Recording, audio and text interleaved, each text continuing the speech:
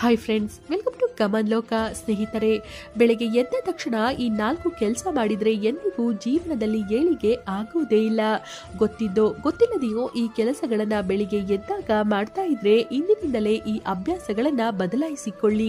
ಈ ಕೆಟ್ಟ ಅಭ್ಯಾಸಗಳನ್ನ ಬಿಟ್ರೆ, ಈ ತಪ್ಪುಗಳನ್ನ ಮಾಡದಿದ್ರೆ ಮನೆಯಲ್ಲಿ ಖಚಿತವಾಗಿ ಮಹಾಲಕ್ಷ್ಮಿ ದೇವಿಯ ಶಾಶ್ವತವಾಗಿ ನೆಲೆಸ್ತಾಳೆ. ಪ್ರತಿಯೊಬ್ಬರಿಗೂ ಹಣ ಸಂಪಾದನೆ ಮಾಡಬೇಕು, ಜೀವನದಲ್ಲಿ ಚೆನ್ನಾಗಿರ್ಬೇಕು, ಕುಟುಂಬದಲ್ಲಿ ಸದಾ ಹಣಕಾಸಿನ ಕೊರತೆ ಇಲ್ಲದಂತೆ ಸುಖ ಸಂತೋಷದಿಂದ ಇರಬೇಕು ಎಂಬ ಆಸೆ ಇದ್ದೇ ಇರುತ್ತದೆ. ಆದ್ರೆ ಕಷ್ಟಪಟ್ಟು ದುಡಿದ್ರೂ ಕೂಡ ತಿಳಿಯದೆ ಮಾಡುವ ಕೆಲವು ಸಣ್ಣ ಪುಟ್ಟ ತಪ್ಪುಗಳಿಂದ ದಾರಿದ್ರ್ಯ ಹೆಚ್ಚುತ್ತದೆ. ಬೆಳಿಗ್ಗೆ ಎದ್ದ ತಕ್ಷಣ ಯಾವುದೇ ಕಾರಣಕ್ಕೂ ಕನ್ನಡಿಯಲ್ಲಿ ನಿಮ್ಮ ಪ್ರತಿಬಿಂಬವನ್ನ ನೋಡಿಕೊಳ್ಬಾರ್ದು. ಬೆಳಿಗ್ಗೆ ಎದ್ದ ಕೂಡಲೇ ಕನ್ನಡಿ ನೋಡುವುದು ನಕಾರಾತ್ಮಕ ಶಕ್ತಿಗೆ ಕಾರಣವಾಗುತ್ತದೆ. ಮೊದಲು ಶುಚಿಯಾಗಿ ದೇವರಿಗೆಲ್ಲ ಕೈ ಮುಗಿದು ಸ್ವಲ್ಪ ಸಮಯ ಆದ ನಂತರವಷ್ಟೇ ಕನ್ನಡಿ ನೋಡಬೇಕು. ರಾತ್ರಿ ಮಲಗುವಾಗ ನಾನಾ ಆಲೋಚನೆಗಳಿಂದ ನಿದ್ರೆ ಮಾಡಿರ್ತೀರಿ. ಕೆಲವೊಮ್ಮೆ ಕೆಟ್ಟ ಕನಸುಗಳನ್ನು ಕೂಡ ಬಿದ್ದಿರ್ತವೆ. ಆದ್ರಿಂದ ಎದ್ದ ತಕ್ಷಣ ಕನ್ನಡಿ ನೋಡಿದ್ರೆ ಅದರ ಬಿಂಬದಂತೆಯೇ ಆ ದಿನವೆಲ್ಲ ಕೆಲಸದಲ್ಲಿ ನಷ್ಟ, ಅದೃಷ್ಟ ಇಲ್ಲದಂತೆ ಆಗುತ್ತದೆ. ಸ್ನಾನ ಅಥವಾ ಕೈಕಾಲು ಮುಖ ತೊಳೆದ ನಂತರ ಕನ್ನಡಿ ನೋಡಬೇಕು. ಬೆಳಿಗ್ಗೆ ಎದ್ದ ತಕ್ಷಣ ಜಗಳಗಳನ್ನ ನೋಡಬಾರ್ದು. ಮನೆಯ ಹೊರಗಡೆ ಯಾರಾದ್ರೂ ಕೂಗಾಡ್ತಾ ಇದ್ರೆ, ಜಗಳಗಳನ್ನ ಮಾಡ್ತಾ ಇದ್ರೆ ಯಾವುದೇ ಕಾರಣಕ್ಕೂ ನೋಡಲು ಹೋಗಬಾರ್ದು. ಇದರಿಂದ ಆ ದಿನವೆಲ್ಲ ನಿಮ್ಮ ಮನಸ್ಸಿನ ಮೇಲೆ ಪರಿಣಾಮ ಬೀರುತ್ತದೆ. ಉದ್ಯೋಗ, ವ್ಯಾಪಾರ, ಪ್ರಯಾಣದಲ್ಲಿ ನಿಮಗೂ ಕೂಡ ಜಗಳ ಆಗುವ ಅಥವಾ ಕೆಲಸದಲ್ಲಿ ಯಶಸ್ಸು ಸಿಗದಂತೆ ಆಗುತ್ತದೆ.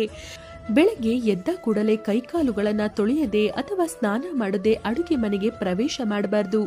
ಎಷ್ಟೋ ಜನ ಹೆಂಗಸರು ಹಾಸಿಗೆಯಿಂದ ಎದ್ದ ತಕ್ಷಣವೇ ನೇರವಾಗಿ ಅಡುಗೆ ಮನೆಗೆ ಹೋಗಿ ಒಲೆಯ ಮೇಲಿದ್ದ ಅಡುಗೆ ಬಿಸಿ ಮಾಡೋದು, ಹಾಲನ್ನ ಬಿಸಿ ಮಾಡೋದು ಮಾಡ್ತಾರೆ. ಹೀಗೆ ಹಾಸಿಗೆಯಿಂದ ನೇರವಾಗಿ ಅಡುಗೆ ಮನೆ ಕೋಣೆ ಪ್ರವೇಶ ಮಾಡೋದ್ರಿಂದ ದಾರಿದ್ರ್ಯಕ್ಕೆ ಕಾರಣವಾಗುತ್ತದೆ. ಇದರಿಂದ ಲಕ್ಷ್ಮೀ ದೇವಿಯು ಕೂಡ ಆ ಮನೆಗೆ ಅನುಗ್ರಹಿಸೋದಿಲ್ಲ. ಅನ್ನಪೂರ್ಣೇಶ್ವರಿ ದೇವಿಯ ಸ್ವರೂಪವಾದ ಅಡುಗೆ ಮನೆ ಪ್ರವೇಶ ಮಾಡುವ ಮುನ್ನ ಕನಿಷ್ಠ ಕೈಕಾಲು ತೊಳೆದಿರಬೇಕು. ಬೆಳಿಗ್ಗೆ ಎದ್ದ ತಕ್ಷಣ ಅಡುಗೆ ಮನೆಯಲ್ಲಿರುವ ಸಿಂಕ್ ಅನ್ನ ನೋಡಬಾರ್ದು. ಸಿಂಕ್ ನಲ್ಲಿ ಏನಾದ್ರೂ ರಾತ್ರಿ ಇಟ್ಟಿದ್ದ ಎಂಜಲು ಪಾತ್ರೆಯನ್ನ ನೋಡೋದು ಅಶುಭದ ಸಂಕೇತ. ಶಾಸ್ತ್ರದ ಪ್ರಕಾರ ರಾತ್ರಿ ಮಲಗುವ ಮುನ್ನವೇ ಸ್ತ್ರೀಯರು ಅಡುಗೆ ಮನೆಯಲ್ಲಿನ ಎಲ್ಲ ಎಂಜಲು ಪಾತ್ರೆಗಳನ್ನ ತೊಳೆದು ನಂತರ ಮಲಗಬೇಕು. ಇಲ್ಲವಾದ್ರೆ ಮನೆಗೆ ಬಡತನ ಬರುತ್ತದೆ. ಬೆಳಗ್ಗೆ ಎದ್ದು ಅಡುಗೆ ಮನೆ ನೋಡಿದಾಗ ಶುಚಿಯಾಗಿರ್ಬೇಕು. ಶುಚಿಯಾದ ಅಡುಗೆ ಮನೆ ನೋಡಿದ ದಿನ ಆರಂಭಿಸೋದು ಮಂಗಳಕರ. ಇದರಿಂದ ದಿನವೆಲ್ಲ ಅದೃಷ್ಟ ಕೂಡಿ ಬರುತ್ತದೆ. ಇನ್ನು ಬೆಳಿಗ್ಗೆ ಎದ್ದ ತಕ್ಷಣ ಗಡಿಯಾರವನ್ನ ನೋಡಬಾರ್ದು.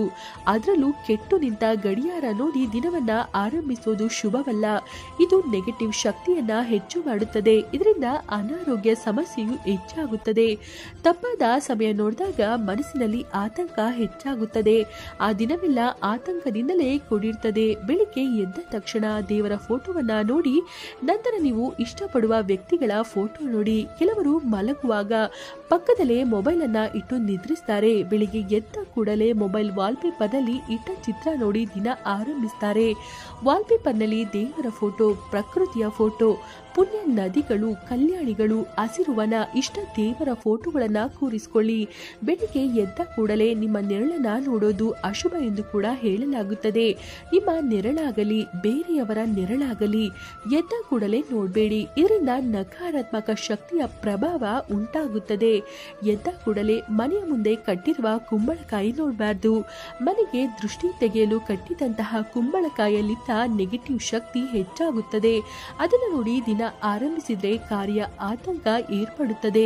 ಪ್ರಯಾಣದಲ್ಲಿ ಅಡೆತಡೆ, ವ್ಯಾಪಾರ ನಷ್ಟ, ಮಾನಸಿಕ ಕಿರಿಕಿರಿ ಇದರಿಂದ ಉಂಟಾಗುತ್ತದೆ. ಬೆಳಿಗ್ಗೆ ಎದ್ದ ತಕ್ಷಣ ಮೊದಲು ನಿಮ್ಮ ಕರಗಳನ್ನ ನೋಡಿಕೊಳ್ಳುತ್ತಾ ನಿಧಾನವಾಗಿ ಕಣ್ಣುಗಳನ್ನ ತೆರೆದು ಹಸ್ತದಲ್ಲಿ ಲಕ್ಷ್ಮಿ, ಸರಸ್ವತಿ, ಗಣೇಶನನ್ನ ನೋಡಬೇಕು. ಕರಾಗ್ರೆ ವಸತೆ ಲಕ್ಷ್ಮಿ ಸ್ತೋತ್ರವನ್ನ ಹೇಳುತ್ತಾ ಕಣ್ಣುಗಳನ್ನ ಮುಚ್ಚಿ ನಂತರ ಭೂಮಿ ದೇವಿಗೆ ನಮಸ್ಕಾರ ಮಾಡ್ಕೊಳ್ಬೇಕು. ನಂತರ ನಿಮ್ಮ ಮನೆ ದೇವರು, ಇಷ್ಟ ದೇವರುಗಳನ್ನ ಸ್ಮರಿಸ್ಕೊಳ್ಬೇಕು. ನಿಮ್ಮ ಇಡೀ ದಿನ ಚೆನ್ನಾಗಿರಲಿ ಎಂದು ಪ್ರಕೃತಿ ಮಾತಿಗೂ ಬೇಡ್ಕೊಂಡು ದಿನವನ್ನ ಶುಭ ಯೋಚನೆಗಳಿಂದ ಆರಂಭಿಸಬೇಕು. ಸೂರ್ಯ ದೇವರನ್ನ ನೋಡುತ್ತಾ ಕೈ ಮುಗಿದು ಇಡೀ ಕುಟುಂಬದವರಿಗೆ ಉತ್ತಮ ಆರೋಗ್ಯ, ಆಯಸ್ಸು, ಯಶಸ್ಸು ನೀಡು ಭಗವಂತ ಎಂದು ಬೇಡ್ಕೊಳ್ಬೇಕು. ಗಂಡ ಹೆಂಡತಿ ಮಲಗುವ ಮಂಚದ ಮೇಲೆ ಮಕ್ಕಳು ಓದೋದು, ಮನೆಯ ಬೇರೆ ಸದಸ್ಯರು ಕೂರೋದು, ಹೊರಗಿನವರು ಕೂರೋದು ಅಥವಾ ಮಲಗೋದು ಮಾಡಬಾರ್ದು. ಅಕಸ್ಮಾತ್ ಕೂರಲೇಬೇಕು ಅಂದ್ರೆ ಮಂಚದ ಮೇಲಿನ ಬೆಡ್ಶೀಟ್ ಅನ್ನ ಬದಲಾಯಿಸಿರಬೇಕು. ಕೇವಲ ಸ್ತ್ರೀಯರಷ್ಟೇ ಅಲ್ಲದೆ ಪುರುಷರು ಕೂಡ ಈ ನಿಯಮಗಳನ್ನ ಪಾಲಿಸಬೇಕು. ಮನೆಯ ಯಜಮಾನ ಪತ್ನಿಯೊಂದಿಗೆ ನಿದ್ರಿಸಿದ ನಂತರ ಖಚಿತವಾಗಿ ಕೈಕಾಲುಗಳನ್ನು ತೊಳೆದುಕೊಂಡು ಅಥವಾ ಸ್ನಾನ ಮಾಡಿದ ನಂತರವೇ ಮನೆಯೊಳಗೆ ತಿರುಗಾಡಬೇಕು. ಇಲ್ಲವಾದ್ರೆ ಅದೃಷ್ಟ ಯಜಮಾನಿಗೆ ಕಡಿಮೆಯಾಗುತ್ತದೆ. ಬೆಳಿಗ್ಗೆ ಎದ್ದ ಕೂಡಲೇ ಮಾಡಬಾರದ ತಪ್ಪುಗಳ ಈ ಮಾಹಿತಿಯ ಬಗ್ಗೆ ನಿಮಗೆ ಇಷ್ಟವಾದರೆ ದಯಮಾಡಿ ಒಂದು ಲೈಕ್ ಮಾಡಿ, ಶೇರ್ ಮಾಡಿ. ಹಾಗೆ ಫ್ರೆಂಡ್ಸ್, ಯಾರೆಲ್ಲ ಇನ್ನು ನಮ್ಮ ಚಾನಲ್ ಅನ್ನು ಸಬ್ಸ್ಕ್ರೈಬ್ ಮಾಡಿಲ್ಲ ಅಂದ್ರೆ ದಯಮಾಡಿ ಸಬ್ಸ್ಕ್ರೈಬ್ ಮಾಡಿ. ಧನ್ಯವಾದಗಳು.